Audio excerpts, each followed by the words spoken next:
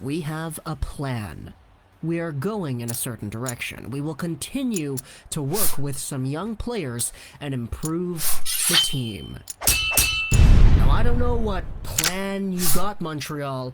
I don't know what plan can exist to satisfy this fan base, but if you're gonna work with the young guys, if you're gonna try to make the future the priority, I agree with that. I think that's what you should be doing. But the problem to me is, if the future is the priority, can you viably say that the future was the priority a few days ago at the deadline? Can you say that an opportunity for the Habs to win a cup in 2023, 24, 25, 26, was that the priority at the trade deadline? Because it doesn't appear like that was. To me, the trade deadline looked like the priority was to remain competitive this year and next year and make the playoffs next year. And there's a problem that some people have identified in the differences between wanting to make the playoffs and wanting to win a cup, because those two things are very different goals. If you wanted to win a cup, the best way to do that would be to stock up on the future, bet on the guys like Romanov, Kotkaniemi, Caulfield, Suzuki, wait till they're great, and win your cup there. If your goal was to just make the playoffs, then okay, keeping Tatar, keeping Petrie, that seems like a pretty good move. Keeping them so that next year there's a chance at making the playoffs. But obviously, there is a little bit of a difference between just making the playoffs and contending for a cup, so we will see how things work out that way. But according to this, there is a plan. And whatever that plan is, they can't disclose it. But the fact of the matter is they're establishing that a plan does exist. So whether or not that means making the playoffs next year, which, I mean, sure, you can go ahead and try to make the playoffs next year, but what's that going to accomplish? A few games of experience for Suzuki? Okay. I'm not gonna say anything about that, just... okay. But with that established, we will kind of move on from this. Yes, there is a plan, but no, they cannot talk about it, so we'll see what happens down the line and see if they actually fulfill that plan. But let's talk a little bit about some other news in Montreal Canadiens land. It's Jesse Ylonen, a guy who was drafted by the Montreal Canadiens a few years ago. He's wrapping things up in Finland and he's joining the Laval Rocket. Jesse Ylonen was taken by the Montreal Canadiens 35th overall in the 2018 NHL entry draft. He's a 6'1", 172-pound right-wing player, and he's just wrapping up his second full season in the Liga with the Pelicans. Now, you might be taking a look at his stats and being like, okay, what the heck happened? This guy in his draft +1 got 27 points in 53 Pelicans games in the Liga. This year, he's only at 22 points. How the heck did this happen? Aren't prospects supposed to get better with time? Now, hold your horses, because it actually kind of does appear that Ylonen might have decreased, but that's really not the case here. The Pelicans last year in the Liga season were one of the best teams in the Liga in its entirety. This season, the Pelicans were really, really bad. They were like second worst or whatever. Ylonen was playing on a team in his draft +1 that was really good. This year, he was playing on a team that was really bad. They went from first to worst in a very short amount of time, and Ylonen got the worst end of that, as his production wasn't as great. However, we will take a look at it like this. In his draft +1 year, where the Pelicans were one of the really good teams, Ylonen was 9th best on his team in points. This season, he's 4th best on his team in points. So, you could definitely see that there is an upward improvement just based off of the team that he plays on.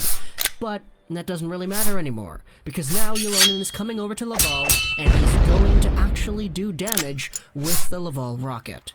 The article released about it actually has some interesting little pieces of news. The Pelicans have 2 more games left. They have 1 game today, and then they have 1 game tomorrow on the 29th. However, apparently it was Ylonen himself who actually wanted to go to Laval. So, the Pelicans are going to loan him out because, hey, the guy's, you know, Montreal Canadiens prospect and he wants to do this. They're gonna respect his wishes and they're going to probably healthy scratch him or whatever, but The point is, he's going to be on Laval after this weekend, and he's going to come over here and actually play with some of the other Habs prospects that have had North American experience. If you wanted a little mini scouting report on Ylonen, just think of a really high-energy, fast-skilled winger who can go out there and score some points, do some positive things out on the ice, and always play the game at high octane.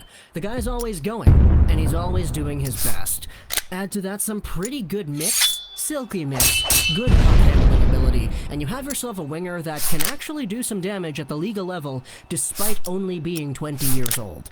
He was actually 19 for the majority of his last season, where he did get more points in the same amount of games. So we will see how Ylonen is able to translate, but just the skills that he has out there, I have no doubt that he'll be pretty good. He'll play with Kotkaniemi. He'll hopefully play with Evans if they send him back down. And Paling too, I guess, because he's also there as well. So it'll be really interesting to see the chemistry developing with these younger Habs guys.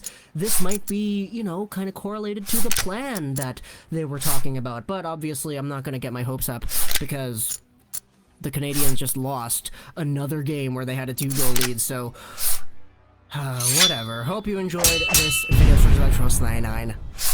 And bye.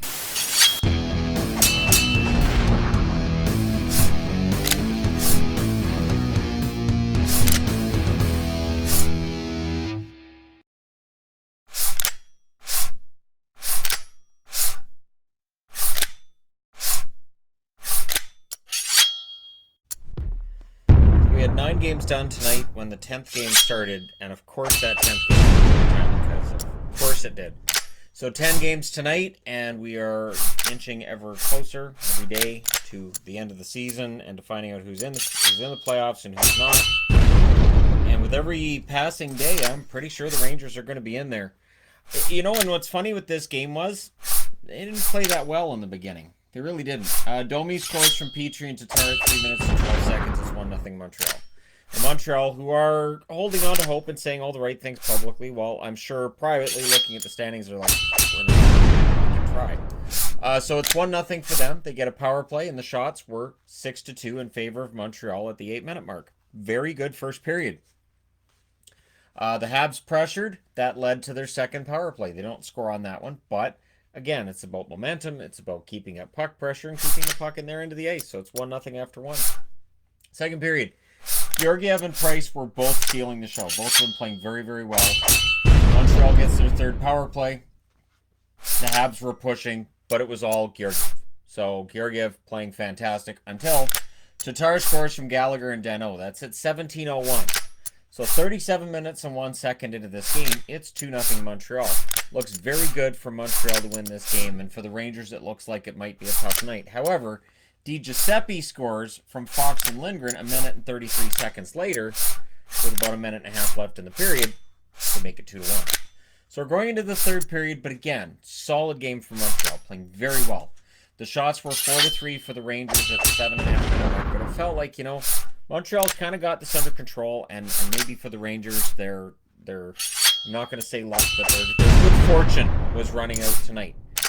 Nope. They get a power play. They don't score on the power play. However, Zibanejad would score from Panarin and Gauthier at 11:06. Actually, I think that was... No, that's not the power play goal. The Rangers, and I said the Rangers woke up in the third. So after that goal, it becomes kind of the Rangers show. Fox scores from Lindgren and Strome at 12:21. So a minute and 15 seconds after they tie it, they go into the lead. So for Montreal, this is tough. They then get a power play, and they score on that power play. It is Strome scoring from D'Angelo and Panarin at 15:23. That makes it 4-2.